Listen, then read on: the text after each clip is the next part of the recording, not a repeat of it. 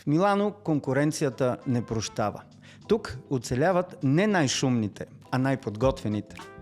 Не най-бързите, а най-адаптивните. В свят, в който технологиите се променят всеки ден, има хора, които не просто следват развитието.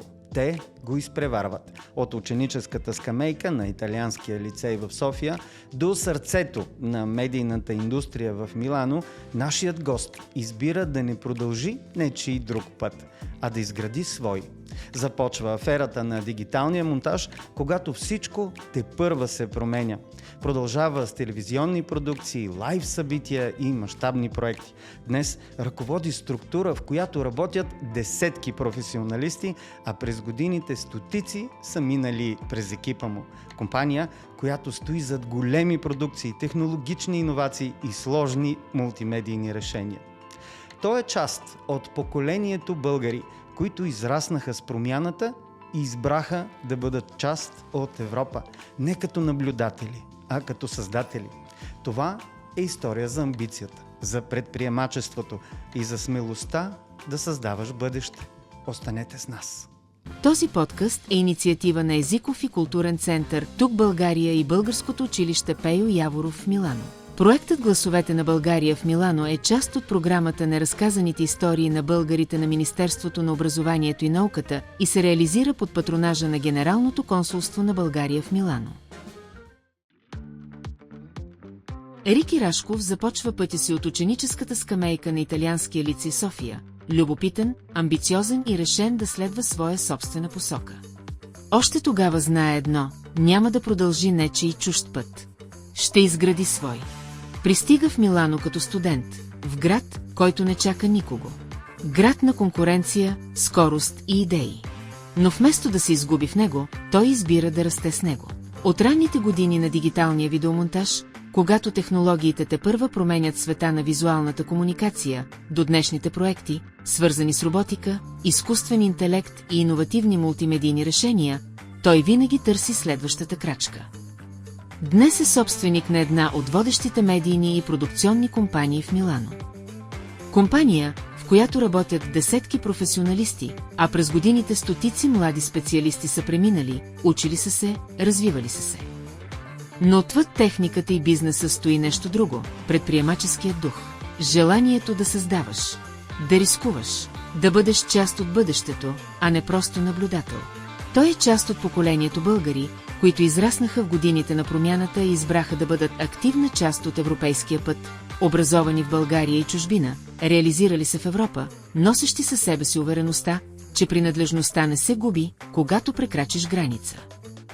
Ricky diciamo che è stato forse proprio il primo che ho conosciuto del settore qua a Milano e dopo 10 anni sto ancora qua, questo è il mio 11° anno, quindi non ho mai lasciato questa azienda, l'ho visto sempre crescere, quindi mi sono sempre trovato bene con Ricky e al di là di tutto quello che sai che succede sul lavoro, discussioni, punti di vista, però di base credo che sono sempre andato molto d'accordo con lui e quindi questo è uno dei motivi principali per cui sono rimasto. L'azienda è cresciuta e secondo me lui ci ha sempre visto lungo, sul futuro dell'azienda e sul fatto di crescere e di arrivare anche al punto dove siamo adesso, soprattutto rispetto a quando siamo partiti, perché quando sono arrivato io eravamo veramente in una sede più piccola, eravamo in pochi e adesso siamo in un posto che è 4-5 volte più grande, siamo 20 persone se non di più e quindi sono molto contento. Per quanto riguarda la Bulgaria non ne sapevo niente e anzi grazie a lui ho conosciuto anche un po' la Bulgaria da vicino perché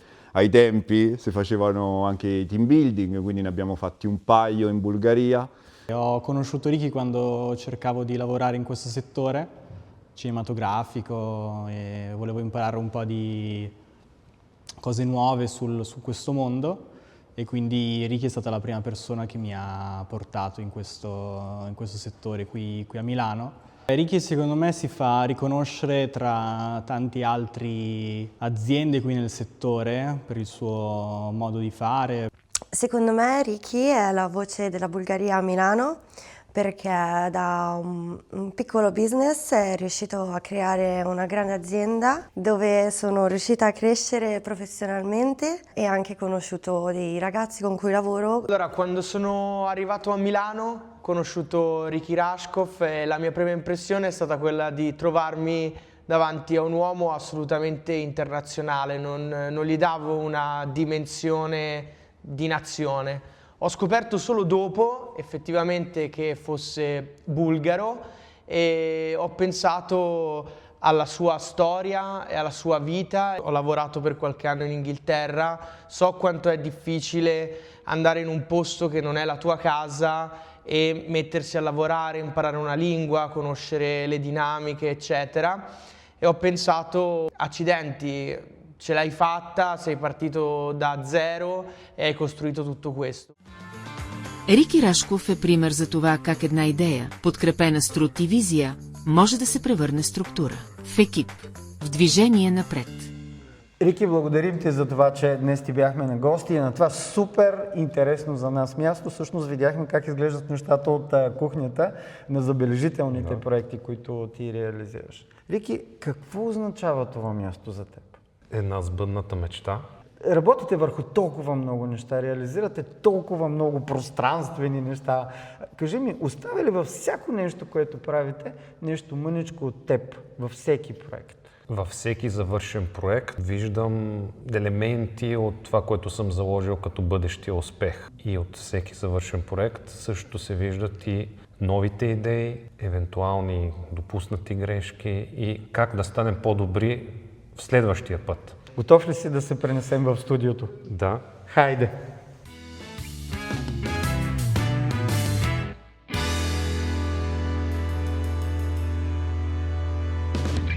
Рики, бяхме ти на гости, беше супер забавно да видим твоите студия, да видим местата, на които ти работиш. Сега ти си ни на гости. Да. Добре дошъл. Благодаря ти, добре заваря. Бих искал да те попитам, ти видя визитката, която бяхме подготвили за теб. Слушайки хората, които говореха за теб отстрани, хората, с които работиш, какви чувства събудиха техните думи от теб? Как се почувства? Не съм си го представил, честно казано. До сега не ми се случвало такова нещо по такъв формат, хора. Доставя ми голямо удоволствие, не го края края.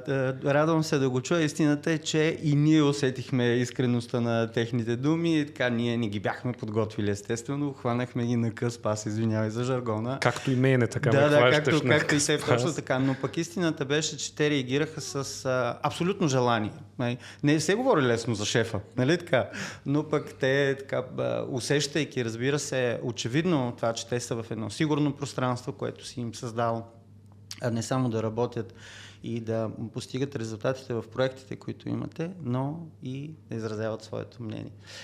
Рики, Media Making е една от, без всякакво съмнение, най-утвърдените медийни агенции на Милано.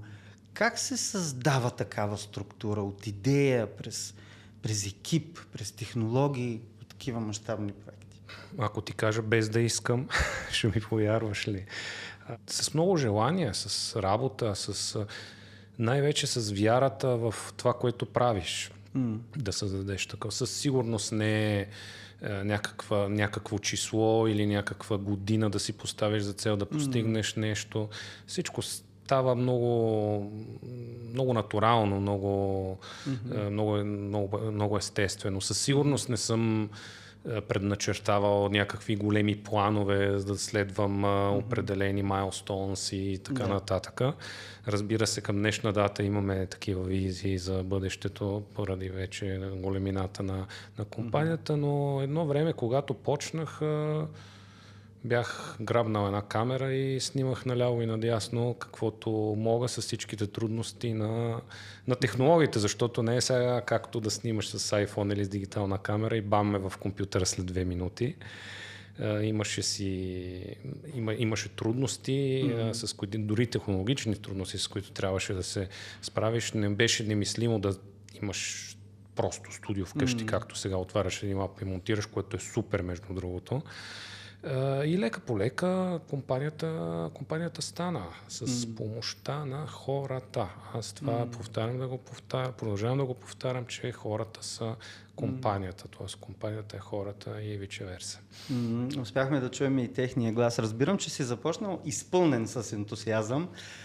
Но структура не се създава само с ентусиазъм. Нали? Едно е да имаш голямо желание, както казва една известна българска поговорка, едно е да искаш, друго е да можеш, трето и четвърто да го направиш. Имаш десетилетия вече зад гърба си като един успешен лидер. Питам се, ти го загатна, но бих искал малко повече да чуем от теб за това.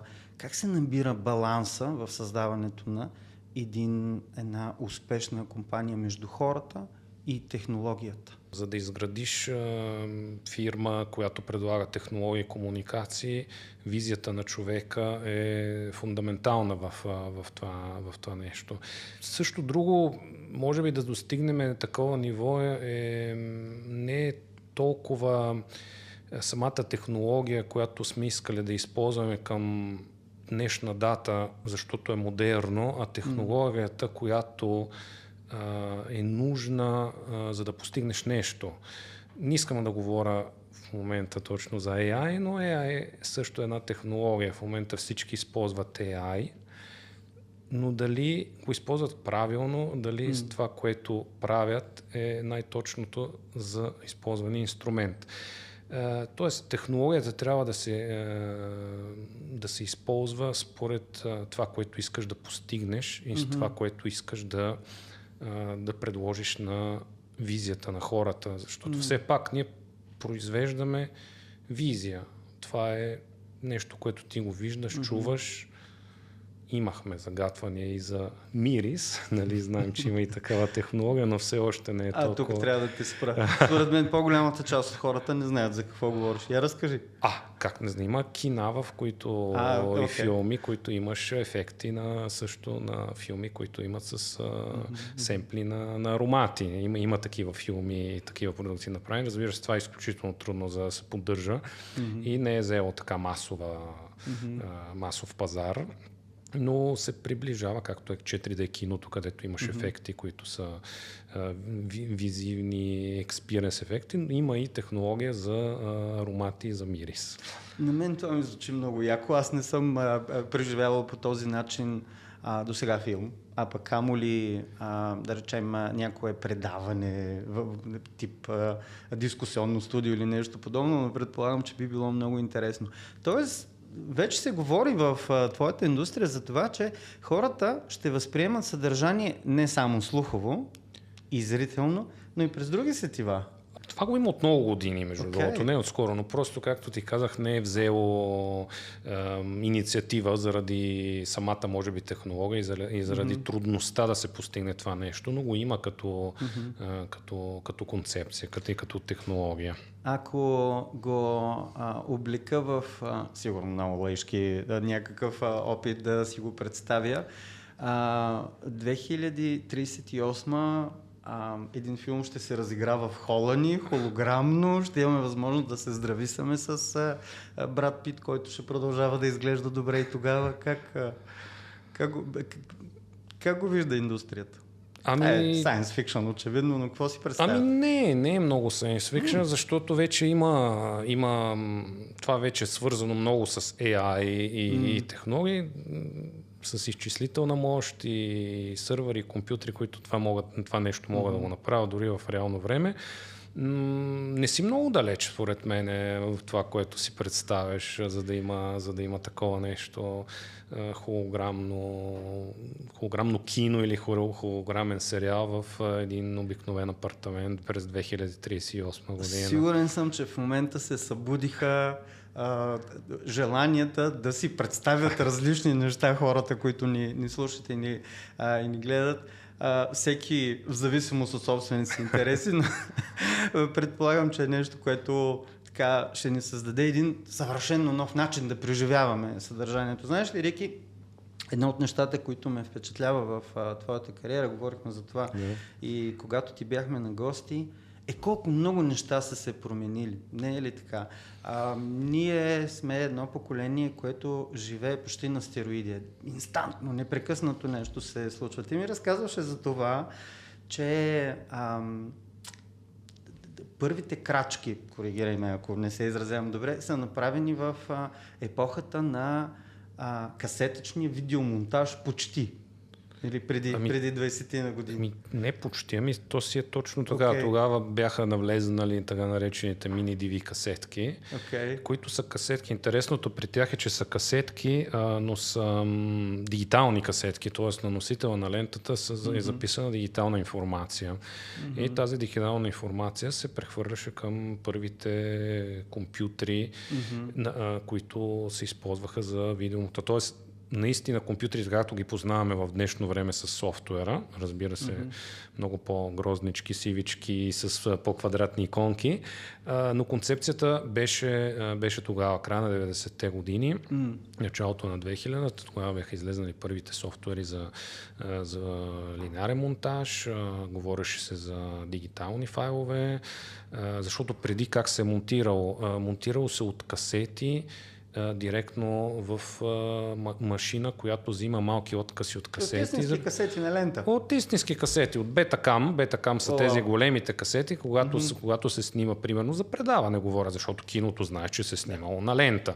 Имал си целият процес на проявяване на лентата, нарязването с ножичките, както си трябва, но пък за телевизиите, когато се снимаше 80-90 години, на Betacam, на големите касети, вадат се всички касети, слагат се в един като видеорекордъри, много видеорекордъри. Една голяма машина ги синхронизира по таймкод, защото има първия дубъл, кога е сниман. И монтажа как се извършва, т.е. оператора гледа кадъра. В по-модерните студия, края на 80-те, можело да гледа и няколко камери наведнъж, т.е. имало няколко телевизора. Взима този кадър, харесва му, той се копира и наслагва на лентата, продължава да слага на лентата. Тоест нямаме това истинското дигитално монтиране, когато ти имаш целият файл вътре в компютъра. Може да го лесно да го нарежеш, да го кропнеш, да го преместиш, да направиш преливка и така нататък. За нашите зрители и слушатели, родени след 2000-та година, ще кажа, разказваме история 3 век преди Христа. Да. Беше отдавна, разбира се, но пък ние живеем в свръхдинамично време. Нали? Нямаш ли и ти усещането като мен, че всяка година нещо ново? Как се промениха технологиите през последните 20 години? Знам, че е много общо. Промениха се ужасно много. Но ми се ще да чуя твоето усещане за човек, който работи плътно, рамо до рамо с технологията, а и без всякакво съмнение създаваш. Как се промени? Както каза ти, изключително бързо се променя всичко, изключително динамично и колкото повече отиваме напред във времето, става все по-бързо. Ако се върнем назад малко във времето, ти си спомняш също около 2000-та година, края на 90-те се говореше за GSM, за телефони, почти всеки имаше на тогава мобилен телефон, SMS-а беше гуру. Да пратиш SMS и да останеш в 160 знака. Беше истинско чудо, за да не пратиш втори.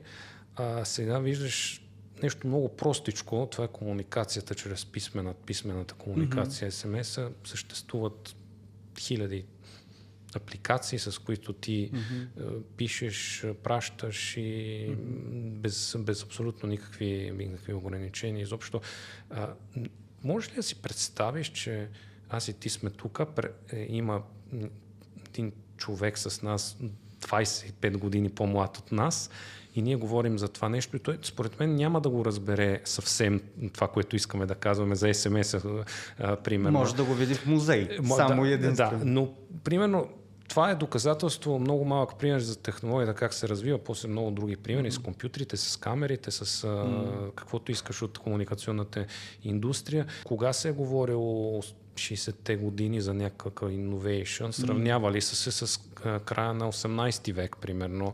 Тоест преди 100 години, какво си, и то не е много различно свързано с технологията, докато към днешна дата всичко е... Чакаме 2038. 2038 и холограмите, кой както си ги представя от дома, но със сигурност в рамките на платена телевизия да се разберем. Това няма как да е безплатно, тъй като има хора като теб, които стоят чисто продукционно. Какви ли ще са пакетите според тебе за абонамент, според размера на стаята, може би най-вероятно? Това е една много интересна гледна точка. Всъщност, как ще монетизираме това, точно което правим? Аз се питам, как се промени начина, по който влияете на зрителя?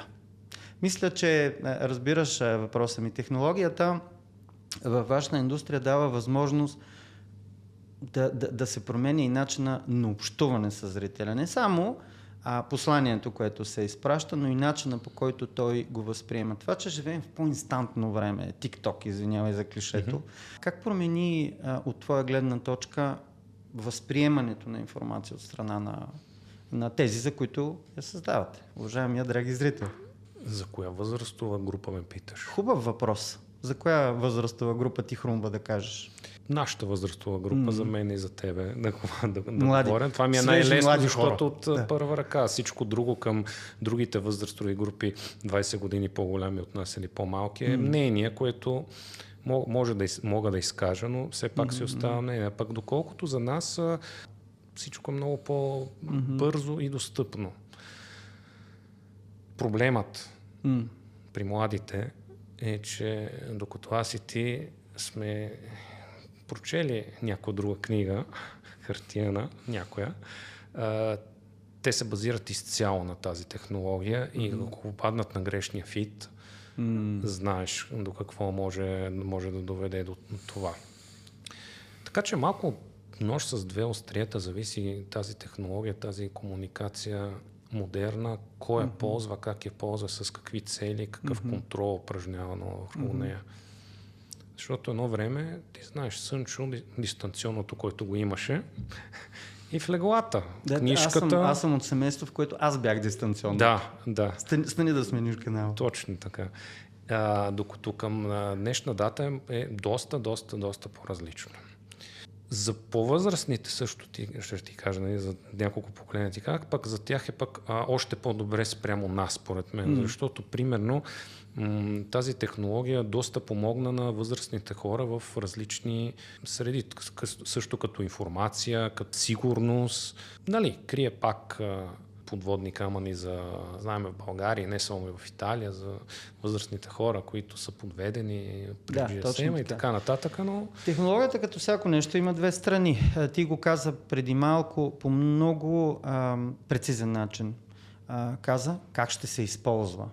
Откриването на огъня само по себе си е хубаво нещо. Може да се топлим, може да си готвим, може да се осветяваме, но разбира се, огъня има и тази деструктивна функция. Аз не искам обаче да чертаем едно черно бъдеще. Искам да виждам и хубавите неща в живота и ти задавам следния въпрос. Ако има някаква епоха, скорошна, към която начинът, по който ние с теб се усещаме, млади хора, в разгара в зенита на своите сили, вероятно аз бих лично го сравнил с онези първи десетилетия на 20 век, в което се случват страшно много неща, непрекъснато, нови и нови изобретения. И това е епохата на раждането на научната фантастика. Тя почива на една логика и една логика само. Всички знаем, че няма да сме живи след 100 години или 150, човешкият живот е ограничен, но ние можем да си представим къде ще бъдат технологиите след 100 години, как ще живеят хората след 100 години, когато вече нас няма да ни има. Ако изходиме от днешна гледна точка. Няма дракони в момента, затова няма да си ги представяме и след 100 години. Изцяло на базата на научната фантастика. Няма да те пращам в 22 век, но хайде да видим, когато ние с теб сме млади и енергични 80 плюс хора, как ще изглеждат технологиите? Помогни ми да помечтая заедно с теб. Ние със сигурност няма да може да се телепортираме, защото сме подвластни на законите на физиката. Тези закони към днешно време много трудно ще могат да те телепортират. Но технологиите, питаш ме след около 50 години как ще са, когато ние ще сме на колко казваш? Да, колкото. Млади хора на предпенсионна възраст. Ами няма да е фрапантно по-различно. Няма да е... Знаеш защо няма да е фрапантно по-различно? Защото все пак тези технологии служат на нашите уши, тяло и няма как да се измисли, докато сме в физическия свят, нещо, което да е брутално по-различно като технология. Да, може телефоните да стават все по-малко, може камерите да не са на статив, твърде вероятно ще летат и ще снимат сами. Това съм сигурен в това нещо. И ще бъдат управлявани десетки камери, тип дронове от едно студио, ще им бъдат зададени елементи, с които те да изпълняват това, което трябва да заснемат. Всичко ще е много по-оптимизирано, но крайният резултат е човека. Колкото и технологията да е развита, това, което е като крайен резултат, е написан от човек. Аз мисля, че начинът, по който го дефинира, и наистина това, което аз бих взел от посланието ти, изобщо по отношение на технологиите, да не забравяме, че технологиите са подчинени на човека, а не обратното. Тоест всичко, което трябва да се случва, трябва да бъде за наше добро. Нали? Съгласен си с това? Съгласен. Докато не стане Терминатор 5. Разбира се, за Терминатор 5. Знаеш ли, хрумна ми един анекдот, докато те слушам, ще го разкажа съвсем наскоро. Съвсем накратко, кажи ми дали го споделяш. Питат един от сценаристите на Star Trek за това как е усетил Star Trek, на модерния Star Trek, Star Trek от 70-те години, значи от самото начало. Той казва, на всичко повярвах, че ще пътуваме светлинни години след 50 години. Абсолютно го повярвах, т.е. сега, 25. Абсолютно всичко го повярвах.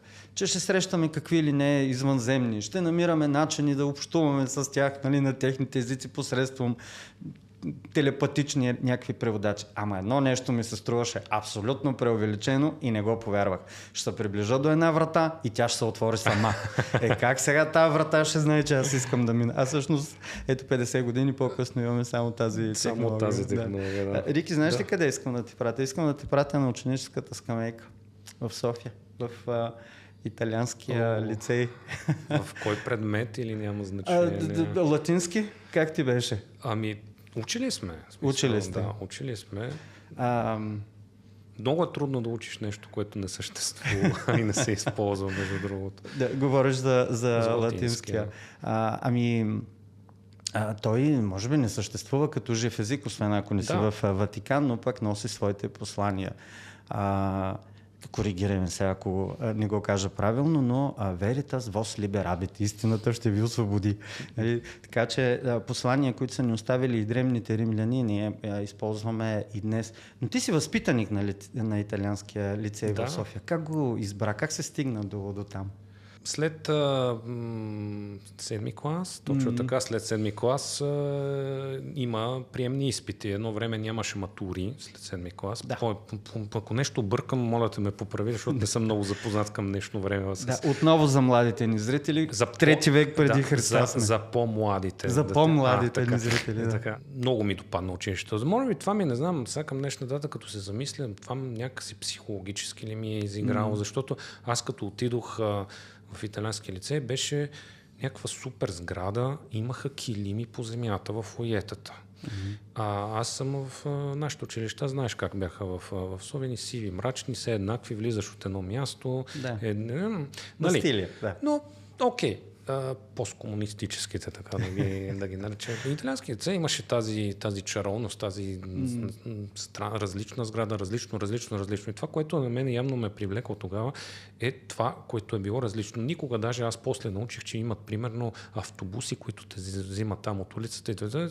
Тези всичките работи ги научих вече, когато всички ми казваха, то е много труден изпита, там трябва да имаш много голяма подготовка, 3, 5, 7. Аз отидох, просто се явих и просто ме приеха. Така станаха работите. Училището изключително, според мен, средата е изключително важна.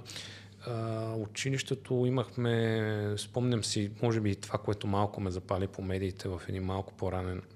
Не бяха именно компютрите. Тогава имахме наистина инвестиции, беше добра направена инвестиция от училища за добри модерни компютри на времето си, където можеше да се инсталира Windows 9.5, Windows 9.8, по-късно да се сложат определени софтуери и да се работи визуално. Това също ме запали. Но щеш, не щеш, ми предначерта малко бъдещето, за да дойда в Италия, защото след италиански италиански лицей, общо взето или си оставаш в България, или отидеш в Италия. Няма така трети Трудно избор. се завива към Германия от италианския лицей. Или към Франция. Към Германия винаги е трудно да завива. Абсолютно. Това, което чувам, Рики, е, че и това го разбираме всички, които прекарваме малко време в Италия, живеем тук или пък идваме като туристи, Италия носи един особен чар. Нали, така, ти очевидно си го възприел и така си имал досег с този чар още от ученическата скамейка, нещо те е хванало, пипнало ти е душицата, както се казва. Защо Милано? Защо не е Рим? Не знам, като харесаш нещо, примерно, като си харесаш нова кола или цвят, защо не е тая она? Има нещо, което не можеш да го обясниш с прости думи, нали, да кажеш, харесва ми точно това или онова. На времето просто бях и в Рим, бях се разходил в Рим, имах възможността и това беше едно от важните решения година по-късно, след като вече бях дошъл в Милано, да се преместя в Рим, но просто някакси Милано си е моят град. Аз така го усетих още от едно време. Знаех някакси вътрешно, че мога да постигна всичко в Милано. Няма как да се върнем назад във времето и да живеем втори, трети, пети път на други места същите години, за да ти кажа, да, със сигурност това е било най-правилното решение в живота ми, но към днешна дата мисля, че направих правилно. Би ли се съгласил с следното? Милано е град, който обича амбициозните хора. Да. И още, в смисъл, Милано е град, където амбициозните хора могат да постигнат това, което искат. То в двете посоки важи това твърдение. Тоест, наистина може да се реализираш в Милано, ако имаш невъзможност, ами хъс, както се казва, защото това е по-важното. Винаги съм чел от статии от журналисти, че Милано е сравнява малко с Ню Йорк, като възможност, като opportunity, за да някой да се развие или да направиш нещо. Факт е, че за Италия Милано е моторът на държавата и към днешна дата. Просто трябва да погледнеш статистиките от последните 1, 2, 3, 5, 15 години и 20 назад, ако видиш Милано, който е столицата на Ломбардия, на нашия регион, това вътрешен продукт, Пила, който е почти една четвърт от цялата държава. Тоест, това е нещо показателно за някой, който иска да се да направи нещо. Как го каза, Ню Йорк на Европа, може би Ню Йорк на Южна Европа, но Ню Йорк на Италия. Със сигурност. Сикураменте, няма никакво съмнение. Аз искам пак да натисна копчето за превъртане назад и да те пратя някъде в началото на новото хилядолетие. Рики трябва да снима нещо в Милано, но няма техника. Помниш ли, разказваше ми една история? Тези години нямахме смартфонове. Бяхме в епоката, където имаме GSM, AOL и SMS. Това беше. Дори MMS-ите ги нямаше още. Т.е. нямаше телефони с камери да направят дори снимка.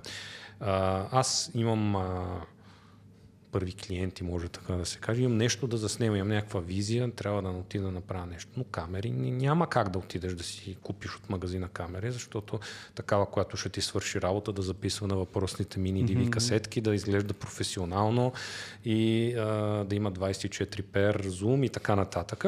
В единствения, те бяха два големи рентала бяха в Милано тогава.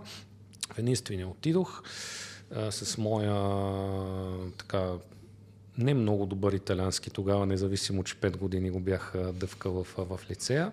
Неочупен език, отивам да говоря, аз трябва да снимам или какво си, обяснявам им на хората. Те ме гледат и ми казват, ама ти сега какъв си тук, фирма имаш ли, какво си, викам, тук сега съм студент, трябва да снимам еди какво си. Трябва ти да направиш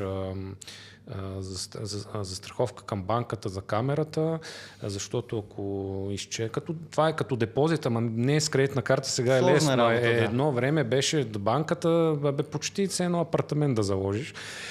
И в крайна сметка един много възрастен човек тогава ме погледна и ми каза, ти кога трябва да снимам? Викам, днес след обеда от 4 до 6 снимките, жив умрял, трябва да съм там. На това става 11 на обяд, на сутринта.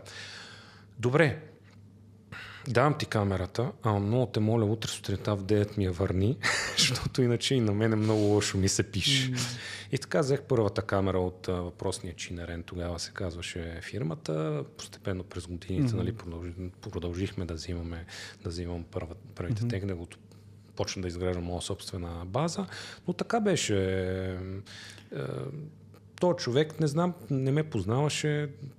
Повярва ми, разбра, че отивам да снимам нещо, защото... Повярвам и как хубаво го каза. Понякога, колкото и да е амбициран човек, колкото и да е изпълнен с талант, има нужда от малко попътен вятър или точно както го дефинирате, някой да повярва в него. Загуби ли това усещане, че трябва да се вярва на младите хора? Как го правиш днес в бизнеса? Как успяваш да им даваш път? Достава ми удоволствие, когато мога да помогна на някой млад, който наистина иска нещо да постигне. Имаме специални програми имаме в Rental House на Media Making, имаме специални програми за университетите, имаме фундация, академия за късометражни филми всяка година. Имаме нещо като мини конкурс, където идеята, която спечели, нали, видиме потенциалност, спонсорираме този продукт, който може да е 7-минутен филм, късометражен или нещо друго с техника. Сподели, моля те, как хората, които се интересуват от това, могат да намерят, да стигнат до информация? В университетите, в академиите университетите, които са в Милано, имаме конвенция с 5 от тях и те са 5 общо заето, тези, които са в наши.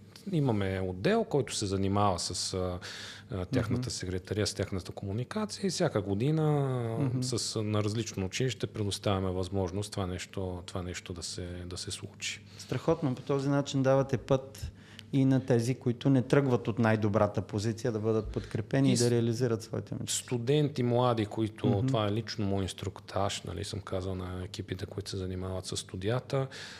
Когато имаме отливка на реквест, т.е. имаме свободни студия, ако някой... защото младият какво прави? Той пише мейл, извинявай, пише мейл, ако сме аз и ти. Той пише WhatsApp. Здравей, трябва да снимам еди какво си от еди кое съм училище, трябва ми студиото за 30 минути. И сега ти разбираш, че няма как едни снимки да станат за 30 минути, защото ти докато влезнеш и докато си тръгнеш, вече тия 30 минути или 1 час е минал. Тоест, този човек най-вероятно трябва наистина да снима 1 час чист, за да му се получи това нещо, което. Тоест, студиото му трябва поне за половин ден, докато това да си тръгне. И винаги на колегите съм им казал, че ако имаме възможност да дадеме към студенти или към такъв проект, да могат, защото ние преценяваме тарифарно, за почасово, защото студията са много големи, т.е. те върват на ден. Ако могат да помогнат да ги дадат на минимални тарифи, на каквото може по конвенция към университетите и към това нещо. Тоест, много е важно индустрията, която аз така поддържам, то не е точно гилдия, ами сектор, може би дори да се каже, да бъде захранван от младите хора. А те, ако нямат достъп до това нещо, как ще стане това? Това няма как да се случи. Това е същата история с камерата, нали? Когато аз взех как ще си купа с камера за $15,000 през 2003 година. Абсурд. Ако някой този човек не ми я беше дал, може би нямаше да стане това, което стане, защото тогава много се снимаш.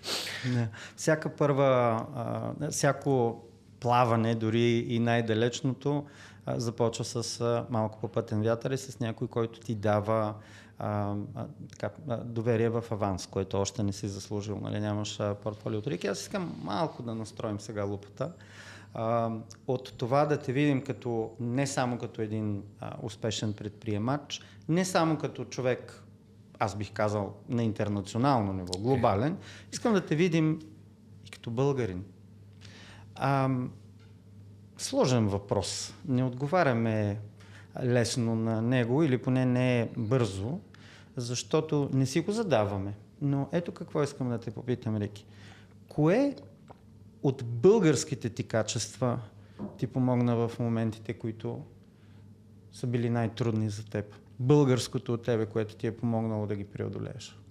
Със сигурност упоритостта. Не се предаваме лесно. Това е наистина българско, защото вече имам наблюдение върху други националности. Също толкова позволи ми да кажа, измъчени като българите, даже и но не е само това нещо. В смисъл, не е само това да си израснал в трудни времена, така да се каже. Има го тази нишка българската не на всяка цена, но доколкото силите на един човек позволяват да направи нещо до край, да го направи хубаво, поне това важи за мен. Аз се развълнувах от твоите думи, нашата упоритост, нашата непоколебимост, нашата устойчивост, дори когато ветровете духат право в лицето ни, със сигурност е един от елементите, които понякога забравяме, а те ни карат да се чувстваме, ако не горди, то поне доволни, че сме чада точно на този народ, а не на някой, който е извинявай, поради липса на по-добра дума, която ми хрумва в момента, мек. Ние сме твърди хора, устояваме на тежестта. Рики, как гледаш на инициативите, които прави българската общност в Милано и изобщо зад граница? Този подкаст, разбира се, е една от тези инициативи. До сега не е имало такова нещо, доколкото знам, поне в такъв формат тук в Милано. Така че мисля, че нещо хубаво. Но искам да като е готово всичко, тогава да изгледам всичките епизоди и тогава ще ти кажа. Това сега, това, което би казал един истински експерт. Добре, на теория е хубаво, но искам да го видя как ще изглежда финално. Аз бих искал да добавя, че подкаста "Гласовете на България в Милано" е една от многобройните инициативи, зад които стои българското училище в Милано. Едно място, където българите се чувстват всяка неделя у дома, а децата на нашите сънародници, които временно или постоянно живеят в Милано и изобщо бих казал в региона на Северна Италия, имат възможност да общуват на български език, да получават образование на български език и да се чувстват част от една жива българска общност, която имаме ние тук в Милано. Какво послание би отправил към един млад българин на възрастта, на която ти си бил тогава, който сега те гледа от италианския лицей или пък от някоя друга скамейка в София или където и да било другаде в нашата страна? Ако отидете в чужбина, мили млади хора, трябва да научите техния език и тяхната култура. Това е знак на уважение към тази нация, в която ви искате да се приобщите. Това не е отказ от това аз вече не съм българин от утре. Вие винаги сте българини и винаги ще сме българи. Аз съм... Българското не е една табелка, това е корен, който е във вас. Това е константа.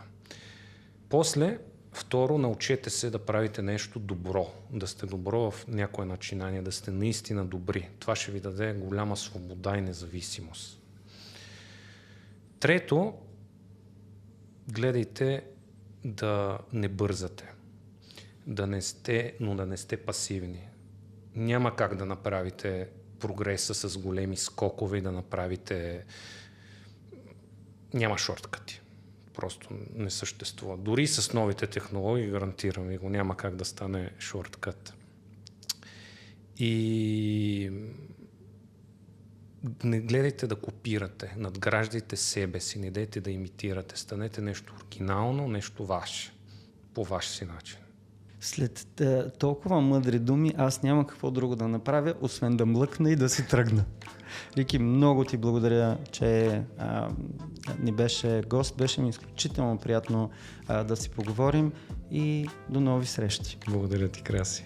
Някои хора следват тенденциите, други ги създават. Днес се срещнахме с човек, който избра да поеме риска, да започне от нулата в една от най-конкурентните среди в Европа и да изгради не просто компания, а структура, екип и визия.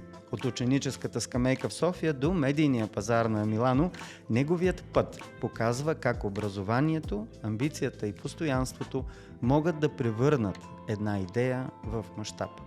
Благодарим на Рики за този разговор, за откровенността и за примера.